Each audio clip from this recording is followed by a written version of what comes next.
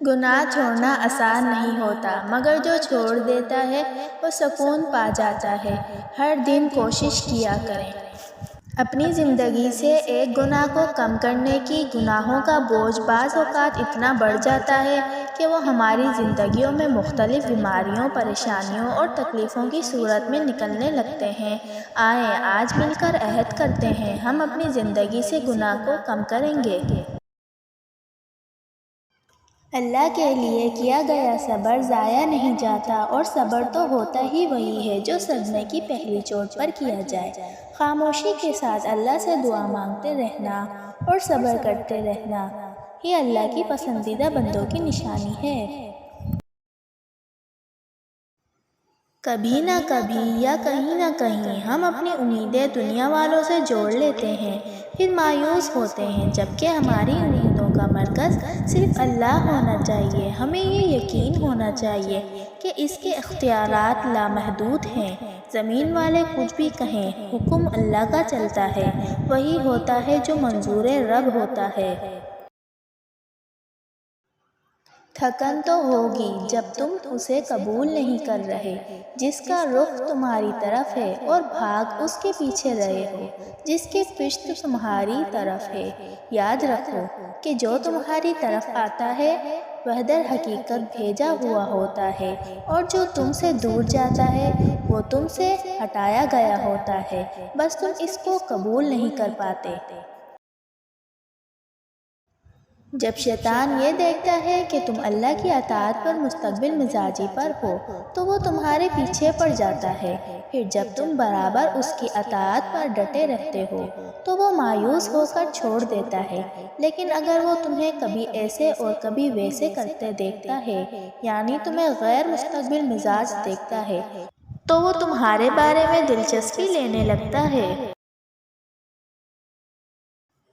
اگر آپ چاہتے ہیں کہ آپ کی زندگی خوبصورت ہو جائے تو کثرت سے اللہ کا ذکر کریں، اپنے دل کا ہر حال اس سے کہیں۔ جتنا آپ اللہ کے قریب ہوں گے اتنے ہی آپ کی زندگی حسین ہوگی، اتنا ہی دل روشن اور شکر گزار ہوگا۔ بس اللہ کے قریب ہو جائیں اور ہر چیز اس پر چھوڑ دیں۔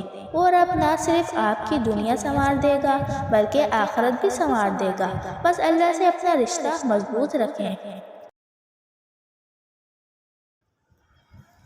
اللہ کا رنگ، اللہ کے حکموں میں جو سکون ہے نا، وہ کسی خواہش کے پورے ہونے میں نہیں ہے۔ آپ سارے فیشن کر کے دیکھ لیں، دل جو چاہے سب کر کے دیکھ لیں، ساری دنیا خرید کر دیکھ لیں، پھر انتہا کیا ہے؟ صرف سجدہ۔ ساری دنیا گھوم کر بھی سکون آ کر سجدے میں ہی ملتا ہے، اور خوش نصیب ہیں وہ جنہیں سجدوں میں سکون ملتا ہے۔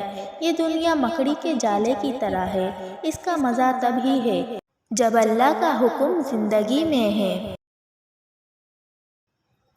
جو انسان یہ 3 کام کرتا ہے وہ اللہ تعالیٰ کے قریب سے قریب ہو جاتا ہے۔ پہلا کام، انسان بار بار اپنی خطاؤں پر پریشان ہوتا رہے۔ دوسرا کام، اپنے دل اللہ کے مخلوق کے لیے نرم رکھ لے۔ تیسرا کام، ہر نیک کام صدقہ کی نیت سے کریں۔ یاد رکھو کہ وہ البدی ہے، وہ آپ کی کہانی پھر سے بنائے گا اور پہلے سے بہترین بنائے گا۔ تم بے فکر رہو، اللہ سے دوری مت اختیار کرو، اس پر یقین رکھو۔ جیت ہمیشہ یقین کی ہوتی ہے، صبر کی ہوتی ہے، پختہ ایمان کی ہوتی ہے۔ صبر وہ سواری ہے جو کبھی اپنے مسافر کو گرنے نہیں دیتی، چاہے راستے کتنے کٹھن کیوں نہ آئیں۔ کیونکہ آپ جب سب ناممکن ہوتا ہے دیکھ کر بھی صبر کرتے ہیں، اصل میں اپنی دعا کی قبولیت کی طرف ہی بڑھ رہے ہوتے ہیں۔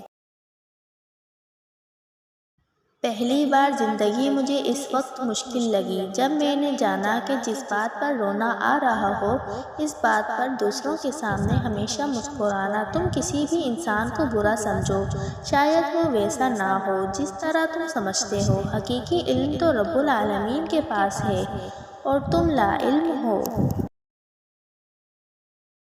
ہماری عمر کتنی ہی طویل کیوں نہ ہو جائے، ہم کتنے ہی بڑے اور سمجھدار اور باشعور کیوں نہ ہو جائیں، ہمیں بڑوں کی شفقت، مہربانی اور محبت کی ضرورت ہمیشہ رہتی ہے۔ اس کے بنا ہم ادھورے ہیں۔ ہمارے وجود کو اس کی ہمیشہ بے پناہ ضرورت ہوتی ہے۔